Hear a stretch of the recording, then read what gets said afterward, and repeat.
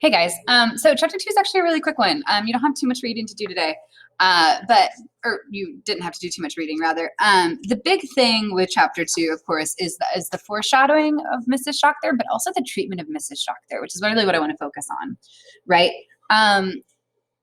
She is the way that they deal with Mrs. Shockter escalates throughout this chapter, right? When she first is upset, then they're trying to comfort her, they're trying to quiet her, that kind of thing, right? And they put a damp rag on her forehead, and then the second time when they deal with her, right, they escalate, right? Where they bind her and they gag her, and then she gets free, and then they're beating her. And as Ellie says, this is on page 26, she received several blows to the head, blows that could have been lethal. Her son was clinging desperately to her, not uttering a word. He was no longer crying. So they escalate so quickly, right, in this kind of short amount of time. And you kind of have to ask yourself, why? Why did they go from putting a damp rag on her forehead and comforting her to beating her, essentially what could be to death? And I think the answer is fear. This is a terribly stressful time for them. They have no idea where they're going. They have no idea what's going to happen to them when they get there. Everything that they have ever known, they've left behind. Some of them have left behind family members, as we can see with Madame Shockter. That's why she was so upset in the first place. And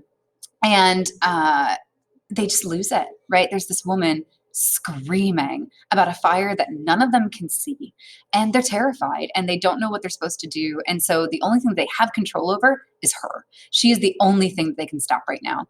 And I think that's why they escalate so quickly, why they go from comfort to pain so fast. The other important thing is kind of Ellie's fixation on on Madame Schachter's son, right? He keeps noticing the child, and he talks about, this is on page 25. Her little boy was crying, clinging to her skirt, trying to hold her hand. It's nothing, mother. There's nothing here. Please sit down. He pained me even more than did his mother's cries. Part of what was making Ellie so upset is this role reversal, right? We have a child who's 10 years old, and his, I think, or so, yeah, 10-year-old son. Her child is 10 years old, and he should be being cared for. He should be the one that's hysterical, and the mother should be comforting him.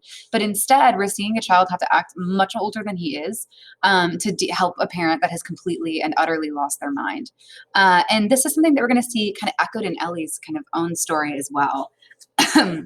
As we see, excuse me, as we see the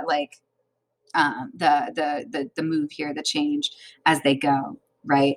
And then, of course, in front of us, those flames in the air, the smell of burning flesh. It must have been around midnight. We had arrived in Birkenau. So Auschwitz and Birkenau were stuck together. Birkenau was the kind of concentration camp portion of it, and then Auschwitz was the death camp.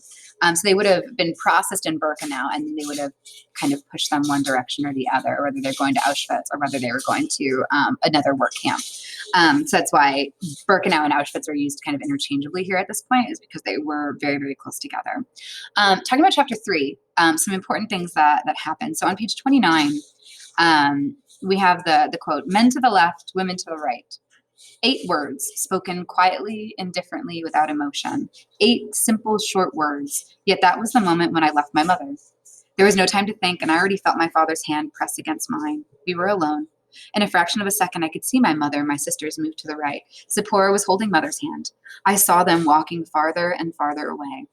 Mother was stroking my sister's blonde hair as if to protect her, and I walked on with my father, with the men. I didn't know that this was the moment in time and the place where I was leaving my mother and Zipporah forever. I kept walking, my father holding my hand. So this part, 8 words spoken quietly, indifferently, without emotion, really harkens back to Moishe's description of the SS killing them, the foreign Jews in that forest in Galicia, where they were forced to dig their own graves and then they were shot. He talks about how without passion or haste. It's kind of crazy how detached the perpetrators of this genocide seem to be from the violence that they are committing. So, but with those simple words, they're splitting up families. They're splitting up husbands and wives. They're splitting up brothers and sisters. They're splitting up parents and children, right? So all of these connections that we've spent so many years building with these families are just being torn apart quickly, quietly, and with no fanfare, nothing like that, which almost makes it worse, right? If it were hatred, it would be one thing.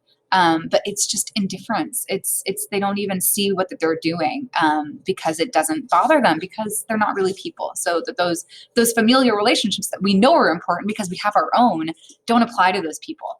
And I think that is such an important kind of thing here. So Ellie's mother and youngest sister both die on the first night in Auschwitz. We don't know how.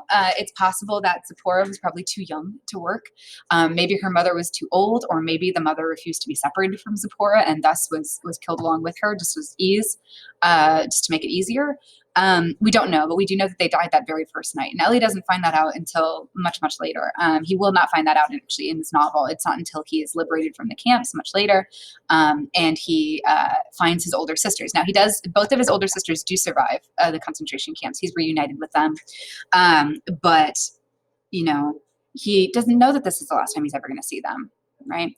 And we'll also see how important Ellie's father is becoming to him in this chapter. This is a huge change from what we saw in the first chapter, where they weren't really close to each other at all. And now all of a sudden, his father is the most important thing in the world to him, right? When they're being divided up left and right by Dr. Mengele, right? There's no indication over which direction is the correct one, but Ellie knows that whatever direction his father goes, he is going to go as well. It doesn't matter if that's to death. It doesn't matter if that's to a work camp. He does not care. The only important thing to him is to stay with his father. So we're seeing how much they become their entire worlds to each other at this point, because everything else is gone. So we're seeing a huge change in their relationships. I just want to make sure that you keep marking that in your chart, because it is so, so, so important. We get introduced to Officer Mengele in this, or Dr. Mengele in this chapter. He is, of course, a historical figure. He is one of the most notorious Nazis to have ever existed. He was a scientist. He enjoyed performing experiments on live subjects. He was particularly interested in twins. He would transplant organs from one twin into the other and kind of swap them around just to see what would happen. He would inflict pain on one twin to see if the other could feel it. Basically, he was a sadist that was using the guise of science as a way to justify his sadistic need to hurt people. But Ellie's kind of brief introduction and brief brush with this man is a brush with a monster for sure. We are also introduced to Kaddish here for the first time, so that'd be the Jewish prayer for the dead.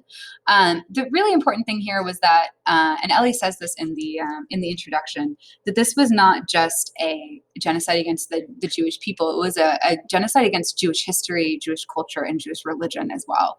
And we see that, I think, kind of throughout, but particularly with this idea of them saying Kaddish for themselves. So normally your friends and family would say Kaddish over you after you've died. This would be said at kind of your funeral rites. The Jews sit Shiva for 7 days. And so family is basically meant to kind of have a vigil where you need to have somebody awake over those 7 days. People will take different shifts and things like that to stay with the body, to kind of move them along in their journey. And they're saying Kaddish for themselves because the people who would normally say Kaddish for them, they don't know what's going to happen to them. They might be dead already. So they have to say it for themselves, right? And the fact that they are so convinced that they're going to die just kind of makes that all the more kind of terrible. Page 34, we have the Never Shall I Forget portion, which is really, really important. We have a break in Ellie's normal prose structure. It moves into what is almost like poetry with that repeated line of never shall I forget over and over and over again. And I think it deals beautifully with Ellie's inner turmoil. We have, this huge change in his character, even just with a short time. He starts the novel at 13 years old and deeply devout and going to church, going to synagogue, studying the Talmud, studying Kabbalah, crying when he's praying, all of these things, right? He's a deeply devout 13-year-old boy, which is not the standard thing. And now we're talking about how never shall I forget those moments that murdered my God and my soul and turned my dream to ashes, right? So about how changed he is in one short night, right? And that repetition. And then, you think about the title of the novel, right? Night, and how important that is, and about what we associate with night, right? It's a thing that we're naturally scared of. We're predators to an extent, but we're also a little bit prey, right? There's a reason we lived up in trees for a really long time. And it's because stuff down there can eat us. We don't see very well in the dark. It is not our time. We are, we're diurnal. We're not nocturnal. And, so night is often symbolizes death as well, metaphorically in poetry a lot of times. So, for him, talking about how it turned his life into one long night, right? That there is no dawn, there is no light, there is nothing there's no end to this tunnel for Ali because he doesn't know what's going on in his world. Okay. So the other thing I wanted to talk about was on page 42, right? Ellie gets his tattoo. He becomes A7713. And he says, from that moment on, I had no other name. Very important, right? He has been tattooed, which was a standard procedure at Auschwitz. It was actually one of the few concentration camps that actually did that. But it is a deeply important part of it. And that dehumanization, again, is so important, right? They strip them of their clothing, they strip them of their identities, they shave their heads, all so that they all kind of look the same.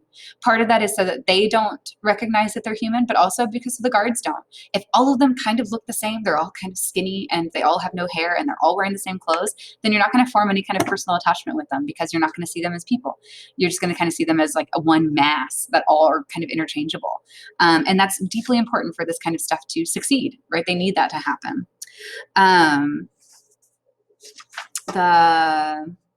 So yeah, then at the end of chapter 3, Ellie is taken to Buna, which was another work camp that was relatively nearby in Poland. And chapter 4 is going to deal with all of his experiences there in Buna. All right, let me know if you guys have any questions. I'll talk to you later. Bye.